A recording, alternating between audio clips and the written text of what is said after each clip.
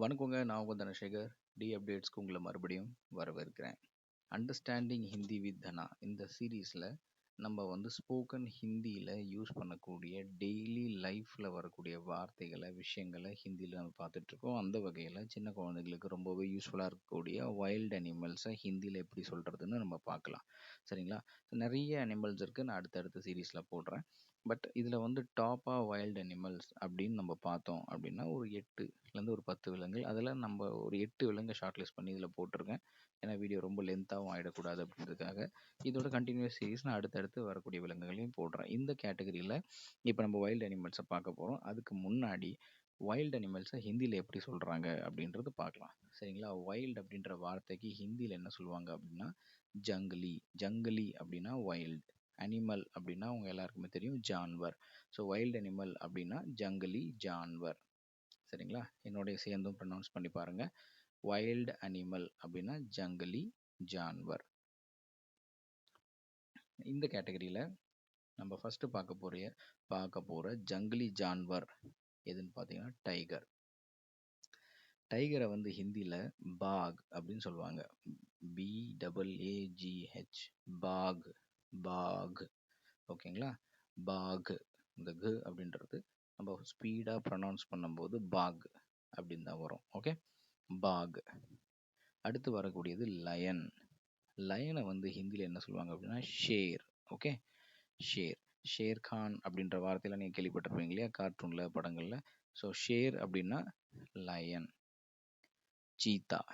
சீத்தாக்கு ஹிந்தியில் சீத்தான்னு தான் எனக்கு தெரிஞ்ச வரைக்கும் சொல்கிறாங்க. அதுக்குன்னு தனியாக நேம் எதுவும் இருந்தால் என்னோட அறிவு கேட்டல. ஸோ சீத்தாக்கு சீத்தா தான். சிம்பான்சி, பியூட்டிஃபுல்லான ஒரு நேம் இருக்குது சிம்பான்சிக்கு. சிம்பான்சி அப்படின்னா என்ன? மனித குரங்கு நம்ம சொல்கிறோம் இல்லைங்களா? ஸோ அதே தான் ஹிந்திலையும் அதுக்கு கலோக்கிலி சொல்கிறாங்க. என்ன அப்படின்னா சிம்பான்சிக்கு ஒன் மனுஷ் அப்படின்னு சொல்லுவாங்க. ஒன் மனுஷ் அப்படின்னா ஒன் அப்படின்னா காடு அப்படின்னு அர்த்தம். மனுஷ் அப்படின்னா மனிதன், காட்டில் வாழக்கூடிய காட்டு மனிதன் அப்படின்றது தான் அதோட அர்த்தம் தமிழில். அப்போது சிம்பான்சிக்கு ஹிந்தியில் ஒன் மனுஷ் அப்படின்னு சொல்லுவாங்க. அடுத்து வந்து பைசன். பைசனை வந்து காட்டெருமை. காட்டெருமையை வந்து நம்ம ஹிந்தியில் என்ன சொல்லுவோம் அப்படின்னா சாண்டு. சாண்டு. சாண்டு அப்படின்னு சொல்லுவோம். ஓகே. And zebra.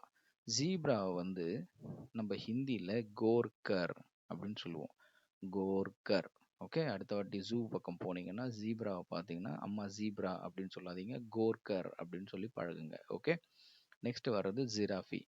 ஜிராஃபியும் ஹிந்தியில் ஜிராஃப்னு தான் நான் கேள்விப்பட்டிருக்கேன். அதுக்கு தனியாக நேம் இருக்கிறதா எனக்கு தெரியல. பட் நான் ட்ரை பண்ணுறேன்.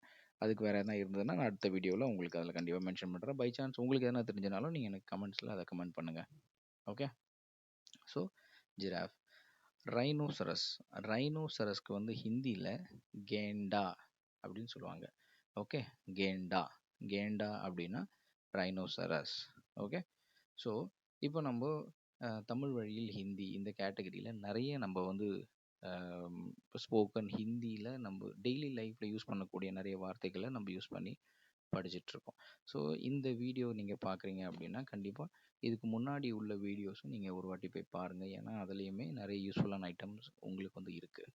அது வந்து உங்களுக்கு டெய்லி டே டு டே லைஃப்பில் யூஸ் பண்ணக்கூடிய வார்த்தைகளை ஹிந்தியில் கற்றுக்கிட்டு பேசுகிறதுக்கு கண்டிப்பாக யூஸ்ஃபுல்லாக இருக்கும். ஒருவேளை நீங்கள் சவுத் இந்தியாவிலேருந்து நார்த் இந்தியா போய் மைக்ரேட் ஆகிருக்கீங்க, இல்லை உங்கள் பசங்களுக்கு சொல்லி கொடுக்குறீங்க அப்படின்னா இது உங்களுக்கு கண்டிப்பாக யூஸ்ஃபுல்லாக இருக்கும். சரிங்களா? ஸோ உங்களுக்கு தெரிஞ்ச வார்த்தைகள் வேறு எதுனா தெரியணும், ஹிந்தியில் ஒருவேளை உங்களுக்கு என்னென்னு தெரியல அப்படின்னா நீங்கள் தாராளமாக கமெண்ட் பாக்ஸில் போடுங்க. நான் எனக்கு தெரிஞ்சு அதை உங்களுக்கு இமீடியட்லி ரிப்ளை பண்ணுறேன், இல்லை அடுத்த வீடியோவில் ஆட் பண்ணி நான் உங்களுக்கு போடுறேன். அண்டு உங்களுக்கு இந்த வீடியோ பிடிச்சிருந்துன்னா எனக்காக ஒரு அப்ரிஷியேஷன் கொடுக்கணும் இல்லையா நீங்கள்? அதனால் எனக்கு ஒரு லைக் கொடுங்க. அண்ட் இந்த வீடியோ உங்களுடைய ஃப்ரெண்ட்ஸ்க்கோ, ரிலேட்டிவ்ஸ்க்கோ, தெரிஞ்சவங்க சர்க்கிள்க்கோ யூஸ்ஃபுல்லாக இருக்குன்னு தோணுச்சுன்னா மறக்காமல் இந்த வீடியோ அவங்களுக்கு நீங்கள் ஷேர் பண்ணுங்கள். அண்ட் நம்ம இதே கேட்டகரியில் இன்னும் நிறைய சீரீஸ் வீடியோஸ் பண்ணுறோம். அந்த வீடியோலாம் உங்களுக்கு வரணும் அப்படின்னா நோட்டிஃபிகேஷனில் கண்டிப்பாக நீங்கள் சப்ஸ்கிரைப் பண்ணியிருந்தால் தான் உங்களுக்கு நோட்டிஃபிகேஷனில் வரும். ஸோ ஆஸ் யூஷுவல் எல்லா யூடியூபரும் சொல்கிற மாதிரி மறக்காமல் நம்மளோட வீடியோவை சப்ஸ்கிரைப் பண்ணிக்கோங்க. அண்ட் அந்த பெல் பட்டனை ஆல் அப்படின்ற கேட்டகரியில் அழுத்தி விட்டுட்டிங்கன்னா நம்மளோட வீடியோஸ் எல்லாமே உங்களுக்கு நோட்டிஃபிகேஷனில் வந்து நிற்கும். நீங்கள் ஃப்ரீ டைமில் இருக்கும்போது கண்டிப்பாக அந்த வீடியோவை கிளிக் பண்ணி நீங்கள் பார்த்துக்கலாம். பை சான்ஸ் மிஸ் பண்ணாலும் நோட்டிஃபிகேஷன் உங்களை ரிமைண்ட் பண்ணும். ஓகே. அண்டில் தென் நான் உங்கள் தனசேகர். டி அப்டேட்ஸ்க்கு உங்களை மறுபடியும் வர வைக்கிறேன். வாங்க நம்ம ஹிந்தியை சேர்ந்து கற்றுக்கலாம். Okay, thank you so much. God bless you.